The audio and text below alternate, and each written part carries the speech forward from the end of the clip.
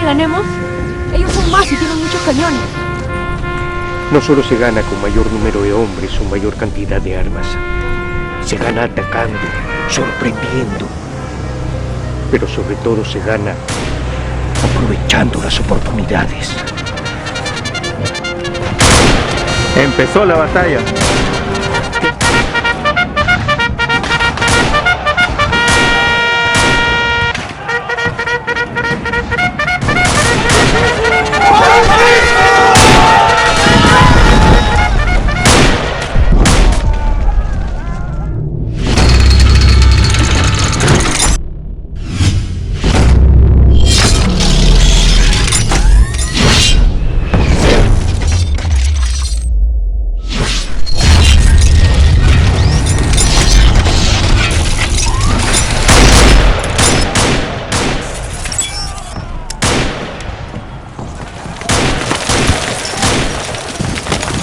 ¡Es nuestra! ¡Vive el Perú! ¡Viva!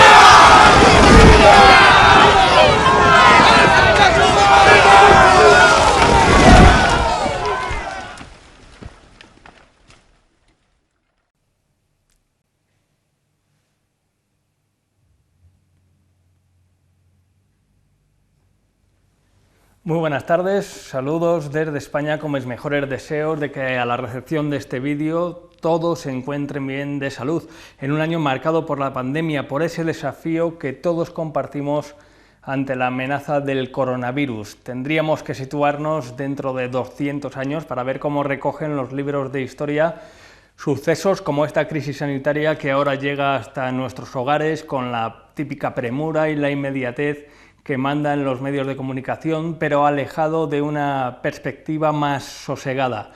Hay que felicitar que las nuevas tecnologías, aunque de diferente manera, nos permitan seguir sosteniendo los lazos que nos unen y nos permitan no pasar por alto la celebración de efemérides como las que nos ocupa. Así que muchas gracias también como a las nuevas tecnologías por estrechar esas distancias físicas que nos separan. En primer lugar, tienen que permitirme mandar un saludo al Comité Patriótico Bicentenario de la Independencia del Perú de Acarí, a su presidente César Augusto Espinal y a los que reconozco como familiares, como el secretario técnico Alan Denis Chalco o el director de proyectos Domingo Díaz Cáceres, amante de la historia y divulgador por excelencia.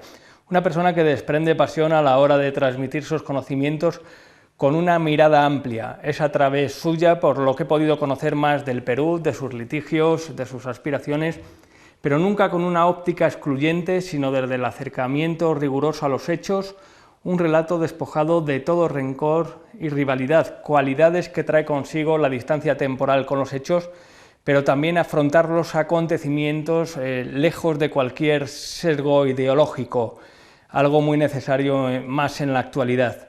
Muchas gracias y felicidades, por tanto, por la organización de esta serie de conferencias que arrojan luz sobre un importante acontecimiento histórico que no sea tal vez tan relevante a nivel mediático ni conocido en el plano educativo, pero que sin embargo marcó un antes y un después en el camino del Perú hacia la independencia. Seguro que ustedes saben de esto mucho más de lo que les estoy hablando. Les hablo desde la provincia de Soria, una provincia situada en el centro de España, vecina de Burgos, para que tengan alguna que otra referencia, cuna del castellano y origen también de grandes gestas, cada pueblo tiene la suya, como la resistencia de los celtíberos ante la invasión romana en Numancia hace más de 2000 años, y lugar de paso e inspiración también para grandes nombres de la literatura universal como Antonio Machado, Gustavo Adolfo Bécquer o Gerardo Diego.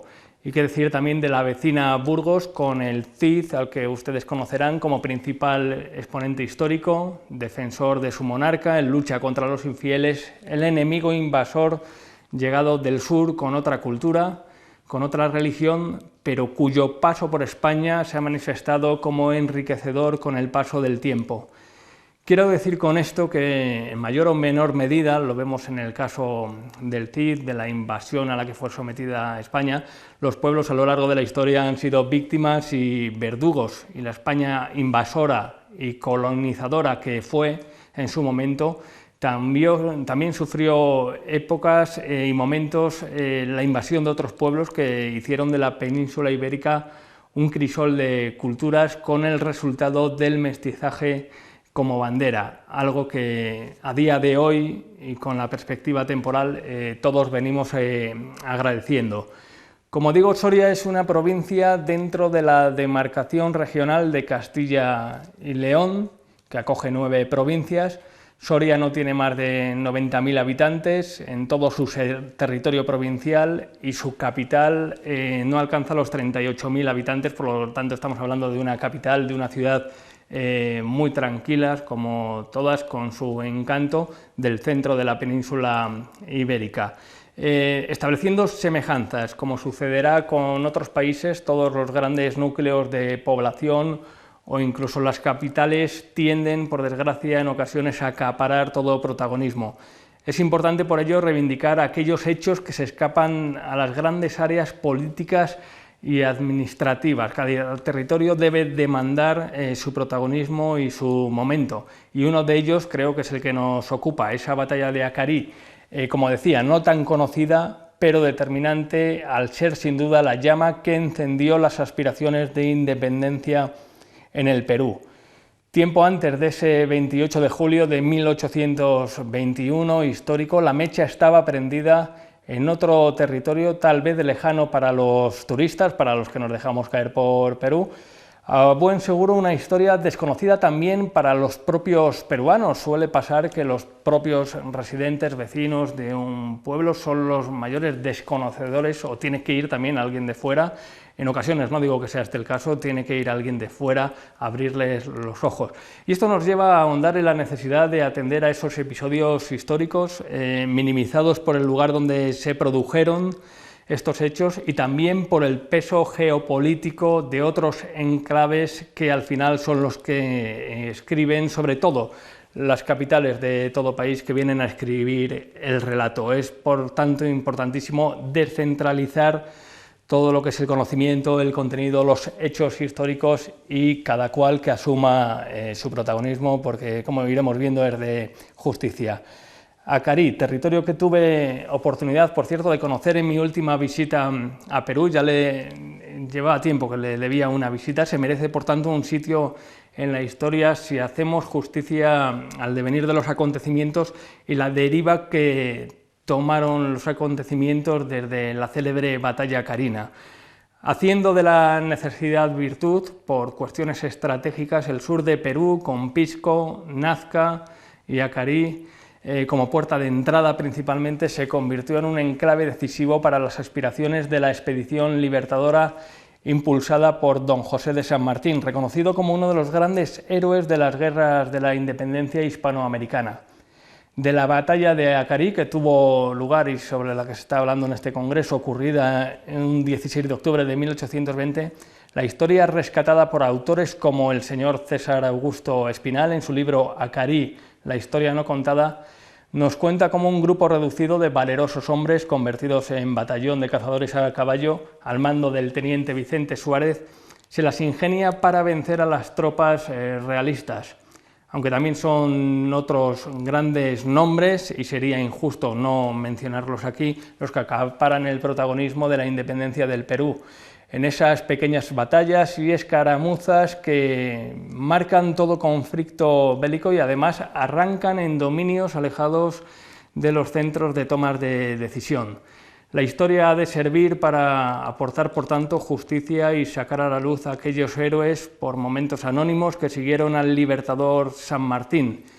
Y hay que reconocérselo al general Arenales, al teniente Rufino Guido, al teniente coronel Rojas o al ya mencionado teniente Vicente Suárez, figura principal de la batalla que hoy celebra su bicentenario.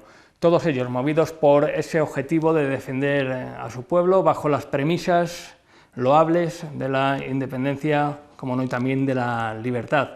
Valores y aspiraciones que yo creo que traspasan cualquier espectro temporal y también espacial, ¿no? Y además son totalmente atemporales y en mayor o menor medida yo creo que se mantienen vigentes a lo largo del tiempo, a lo largo de la historia.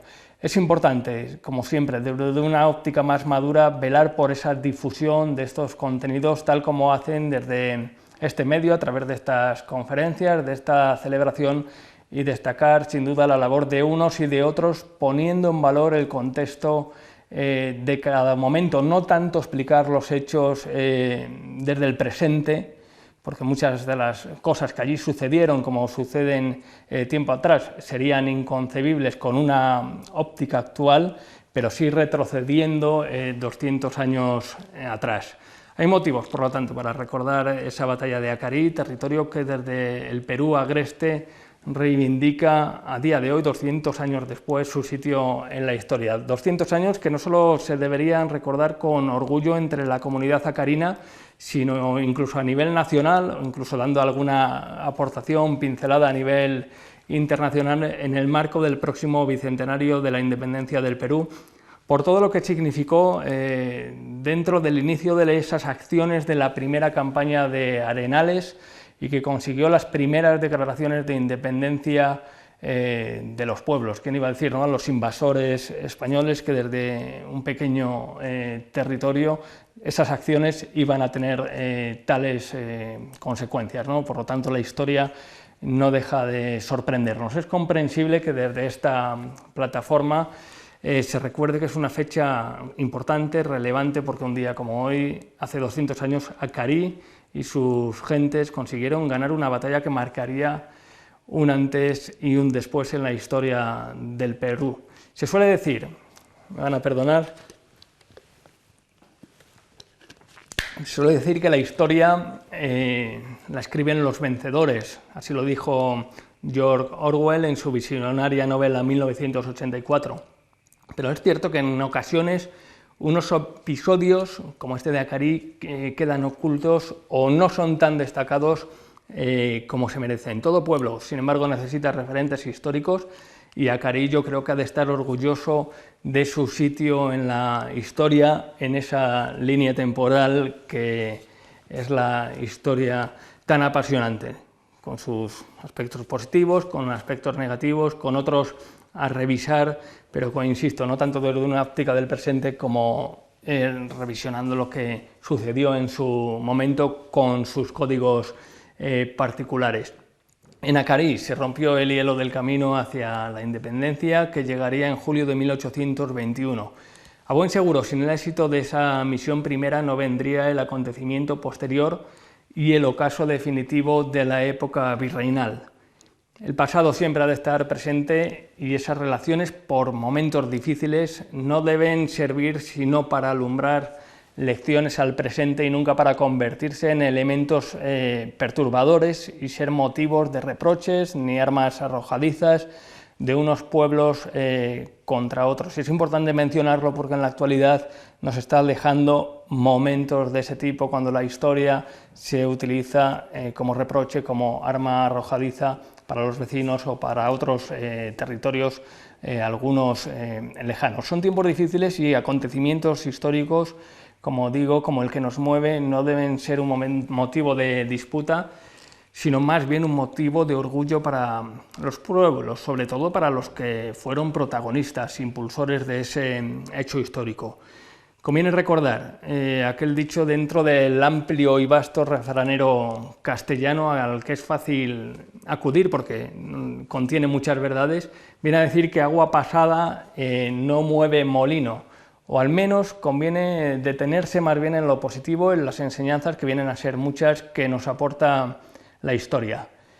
En España venimos de celebrar estos días atrás el Día de la Hispanidad, el 12 de octubre, y digo venimos de celebrar este momento histórico, entre comillas, porque ha sido atenuado por las actuales luchas políticas entre los principales partidos del arco parlamentario español, una circunstancia que más que una celebración es motivo de enfrentamiento político, y una actitud que por otra parte viene a eclipsar efemérides de gran repercusión como ese 12 de octubre, que muchos celebran, otros detestan y otros ponen en entredicho. En cualquier caso es una festividad que yo creo que ha de servir también para unir esos lazos a uno y otro lado del charco. Cierto es que aquí en España la fecha pues, ha ido perdiendo fuerza y sentido, sobre todo entre las nuevas generaciones, que yo creo que van más adelantados que los mayores y tal vez vean como algo más bien natural esa mezcla de culturas, de países, de gentes de distintas procedencias, cuyo camino seguro en algún momento se ha cruzado, ¿no? La riqueza aquí es enorme, como pueden comprobar. Gran parte de la comunidad latina que viaja hasta España, algunos que viven y se labran un presente y un futuro también en este país, y también por los españoles que ven enriquecido su quehacer cotidiano, su día a día, con aquello que llega de fuera, ¿no? Que es la vida, que es la historia, sino mezcla y aportación de unos y de otros. Hay, por tanto, que atender a los beneficios compartidos de toda esa mezcla, del encuentro entre culturas y también, de paso, dar las gracias, ¿no? Por esa amalgama de saberes, de tradiciones que tanto enriquecen nuestro día a día. He tenido la oportunidad en varias ocasiones de viajar a Perú por motivos familiares y en todo momento he sentido el cariño de los hermanos de Latinoamérica. En estos tiempos yo creo que vivimos en los que prevalece la confrontación y en los que derribar lo pasado, figuras históricas del pasado, parece el pretexto, y lo es, para ocultar tal vez las miserias o la mala gestión del presente o de determinados líderes políticos que parecen buscar revancha. Pues hay que hacerlo de la forma opuesta, sin revancha y tal vez buscando esos puntos de encuentro más que lanzar esos mensajes que yo creo provocan principalmente separación, enfrentamientos, unos enfrentamientos que no deben estar sin duda en el ánimo de ningún gobernante. Mal hace todo aquel gobernante que llama a su pueblo a enfrentarse con el de enfrente, con su vecino, con su pasado incluso, ¿no? Esa fiebre actual tan de moda por derribar estatuas y símbolos de otras épocas, en mi opinión, en mi humilde opinión, como se ve desde aquí una buena parte de la sociedad española, solo se puede apreciar desde la ignorancia de quien lo promueve, pero también porque, como comentaba anteriormente, el pasado se rastrea o se analiza con códigos del presente y no tantos del pasado, ¿no? Ninguno somos ni culpables, ni somos los protagonistas de lo que pasó en tiempos pretéritos, y yo creo que mal haríamos en hacernos culpables o incluso, en el ámbito opuesto, en colgarnos medallas por algo que no nos corresponde, pero vamos a aprovecharnos de toda esa herencia que nos dejaron nuestros predecesores, ¿no? Que yo creo que es lo más importante, sobre todo rescatar lo positivo. Gobernantes que solo buscan crear nuevos cismas, que los ciudadanos, por cierto, yo creo que están en otro estado superior, la gran mayoría. Yo creo esos cismas, esas diferencias que han ido superando, porque al final a cada ciudadano lo que le importa es la convivencia, ir mejorando y viendo un porvenir cada vez más claro. Cada momento de la historia yo creo que es preso de su contexto y hay que analizarlo como tal. Así yo creo que la conquista de América y también la posterior descolonización ha de verse como un enriquecimiento para los que vivimos a uno y otro lado del charco. Esos lazos que además en tiempos como los actuales, donde tanto se habla de globalización, de convivencia mutua, de influencia mutua entre unos y otros, es curioso ver cómo el Perú cada vez se parece más a la España de hace 20 años y en determinados momentos la España actual se parece también o va asumiendo culturas foráneas, negocios, costumbres, tradiciones también de las personas que viven aquí, llegadas de Latinoamérica en los últimos años. Lazos, como digo, que en estos tiempos de globalización han de estrecharse más si cabe Además, con la cercanía, porque tenemos una ventaja frente a otros países de nuestro entorno europeo o incluso de Norteamérica, con la cercanía del idioma. Hay que aprovechar, por tanto, también esas ventajas. Sigo adelante como director de un medio de comunicación en una provincia, como les mencionaba antes, como Soria, pequeña en tamaño, grande en historia también. Creo que es de vital importancia difundir lo cercano, nos compete a nosotros como medios de comunicación y divulgar esos méritos ocultos y también detalles que se ocultan detrás de los titulares, ¿no? Hay que ir también a la letra pequeña, al desarrollo de la historia, a los contenidos y no dejarse llevar por esos titulares tan efectistas. Ustedes como defensores de la historia sabrán que es importante atender a cada pequeño detalle. Una forma sin duda de mantener unido todo territorio, Acarí en este caso, es hacerle partícipe de los hechos más significativos de su pasado, algo que se consigue a través de la organización de citas como esta que estamos disfrutando y que nos une. Yo creo que es importante desterrar esos tópicos que abundan entre países y hacer hincapié en las abundantes relaciones y beneficios que se han tejido para unos y para otros, que también, como en la batalla de Acarí, se han forjado a base de sangre, sudor y lágrimas, porque es lo que tocaba. Yo creo que esa tendencia bélica, como se puede ver en algunas latitudes del planeta, todavía continúa y no, por desgracia, no es cosa del pasado. Pero esos pobladores de Acarí, yo los vi en su momento, el verano pasado, o el anterior más bien, porque este año con motivo de la pandemia pues no nos hemos podido ni siquiera mover. Pues estos pobladores de Acarí yo creo que son dignos sucesores de aquellos que se dejaron la vida bajo esos ideales de libertad y de la independencia. Importantísimo recoger toda esa serie de valores. Yo creo que la población acarina en su día a día, por lo que tuve la oportunidad de conocer, la verdad que son dignos sucesores en su empeño, en su afán y en su trabajo en el día a día, con mejor o con peor suerte, pero al menos intentándolo y al final rindiendo honores a los que estuvieron 200 años antes, y yo creo que a los que hay que considerar como héroes.